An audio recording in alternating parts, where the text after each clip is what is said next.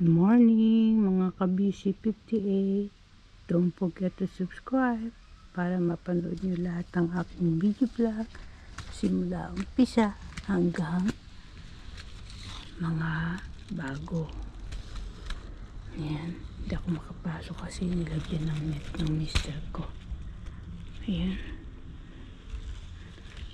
teka, tingnan natin din lagyan ng net kasi nakita niya maraming ako naman ang hindi nakapasok ngayon, pero ubos ng oras bago kalasin yung gate. Mayroon kasi hinog na hinog. Ayan siya, mukhang may hinog na ito sa loob. Ito naman ang nectarine na napitasan na ito ng apricot dito. Ito. Yung mga dakta kasi ang kaya nabubulok. Ito pag maniba lang, lasang bayabas. Maniba lang ng bayabas. Pag nahigit naman, medyo kakaiba ang yung una kong pinakitang mukhang siningguelas na makita niyo. Ayun, meron pa doon sa taas niya siya. Napapansin na pag pumula siya, akala ko wala kasi pag green yung mga dakta inaalis yan kasi pag hindi inalis nagbubulok mga dakta. Ang nectarine pa. Ayun, mga ilan lang ang bunga. Ito yung namatik-tik na apricot noon. Ayan, naani na lahat. Ito yung talong. Huwag yung patatamahan yung mga bulaklak para mamunga ng marami. Ganun din sa kamatis. Ayan, tatalbos. Ito naman yakon. Gamitin sa diabetes. Kaya lang, pag naparami, matamis. Kailangan meron din kayong fence pag may mga alaga kayong pusa, aso, para hindi na dudumihan yun.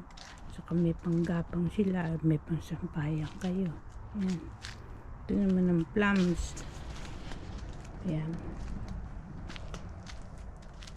Mahalaga rin kasi may sampayan kayo. Bali apat pala na munga dito sa isang puno. Nabili ito sa mga bilihan ng mga gaya ng Lowe's. Nagtitinda sila ng mga Home Depot, mga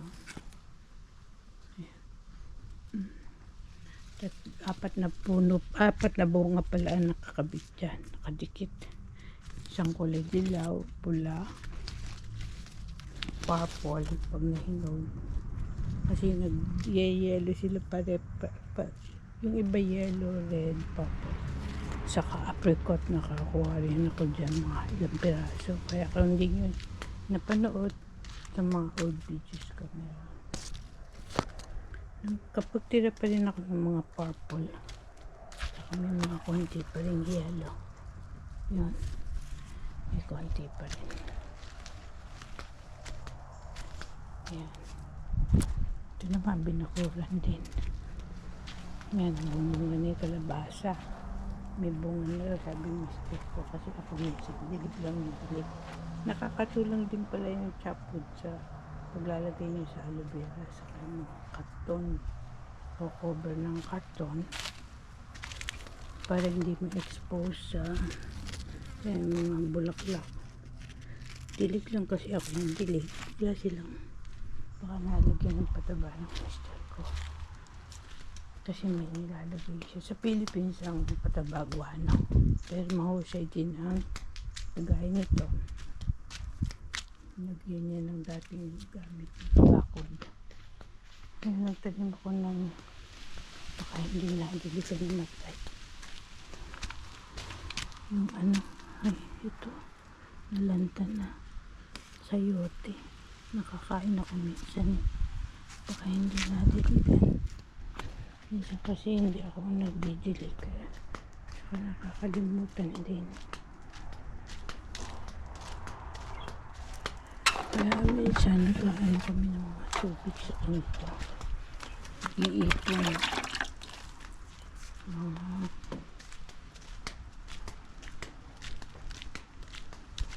Pag nakakalimutan kasi. Ito naman, lemongrass. Kasi ang alaman, kasi mga tanim, may kamatis pa din eh. Kasi pinilipat ko lang dyan. Kahit hindi eh. Pag nag-winter kasi, kailangan isisilong. Ito yung mga rose. May kamote rin din eh. Tinanim. Nilipat ko yung tinanim ng mister ko. Pag di niya pa nagpanood, sa mga tubig lang niya, tapos tinutusukan ng toothpick. Na mahirap kasi itanim ng Japanese yam. Yung kamoteng galing ng Japan. Pero yun ang masarap na ilagay sa mga bulalo. Ito naman nahitik ng bunga. May tawag dito siling haba. Pang sinigang. Ipapasalap yan. Ito naman ang mga nalugas ng mga mandarin. Hindi na lumaki. Dapat ilipat yun saan. Ito pag nalilipad yung karton na nilalagay ko, mabalik siya sa ganitong kulay. Light brown. Kung mapapansin nyo, pag kaya natakpan ng karton, ayan, nagiging green siya. Nabubuhay uli. Isipin niya, ganyan ng aloe vera. Kaya niyang hilang yung sarili niya. Parang yung ilalim may brown. Pag kinuwad niyo yun, nagiging green uli. Pagka kasi sobrang sikat ng aloe vera, ayan, nagiging green siya. Light brown, nagiging green. Natakpan ng karton. Pag sobrang init. Ito naman persimmon. Kung nung dati nanonood kayo ng mga vlog ko, mga ilan-ilan lang ang bunga niyan. Pero dumami, lagyan ko ng dumi ng bulate sa Miracle Grow. Ayan. Ayan. Dami ng bunga. Dami ng mga bunga. Narinig nyo. Nagtatanim-tanim naman ako dati ng yung mga nahuhulog na buto sa buto.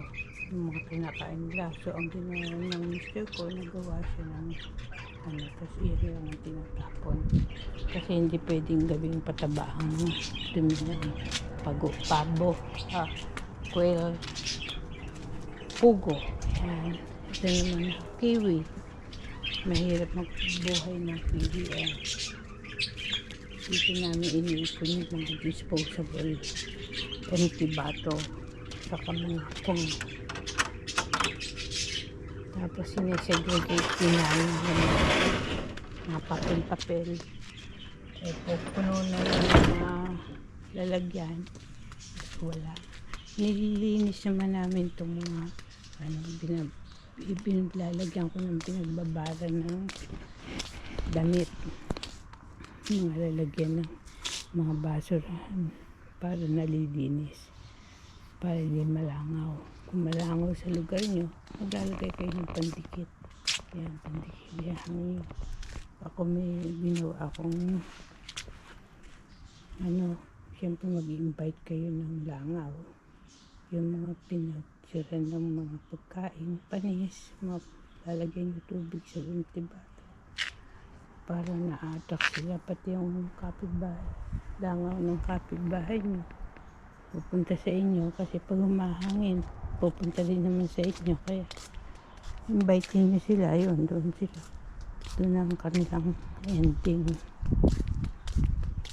Pag nadikit sila doon. Dito.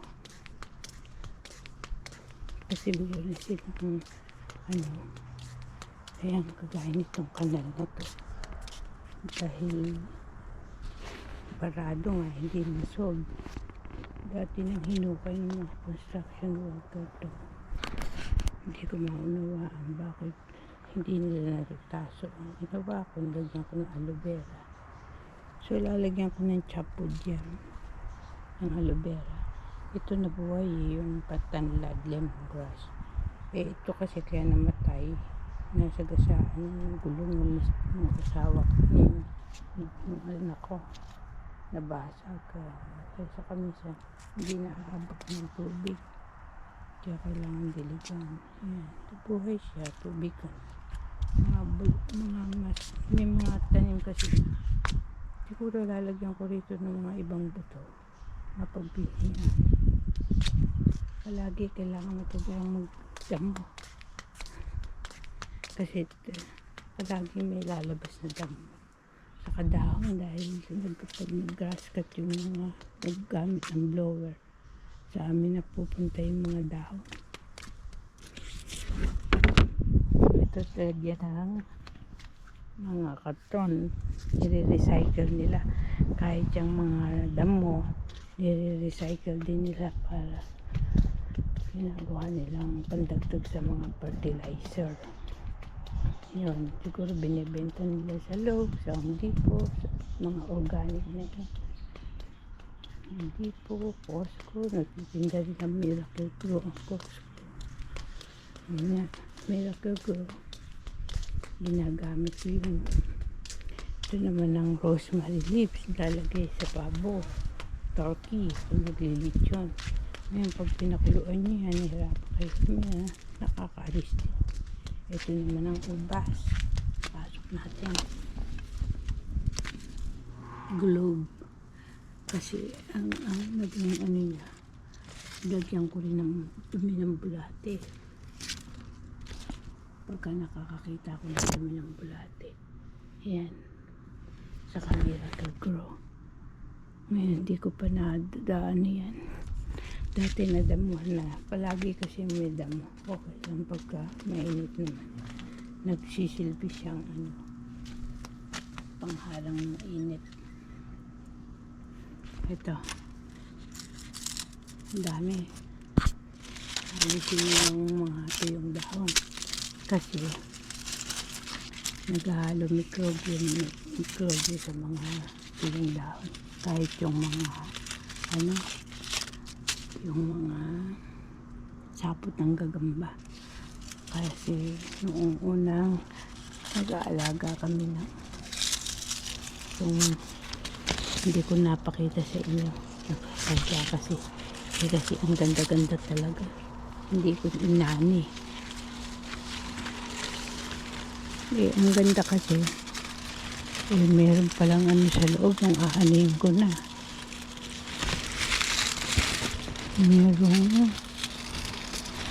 Kung meron kayong pang sungkit, malalayo, susungkitin nyo, mas safe. Kasi lalo na sa mga plantation, kasi ito sa mga plantation, maramihan na yun.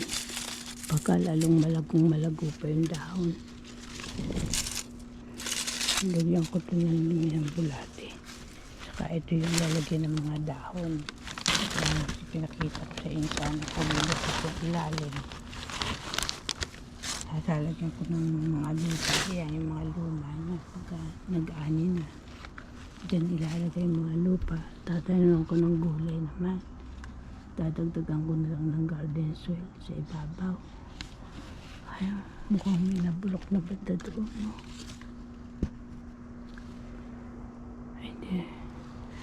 Wala naman akong time pumasok.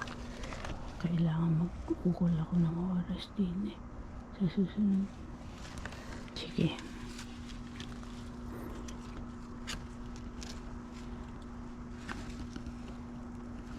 Ay, matutuwa yung nag-request na gusto niya ng close up sa kabagalan ko daw.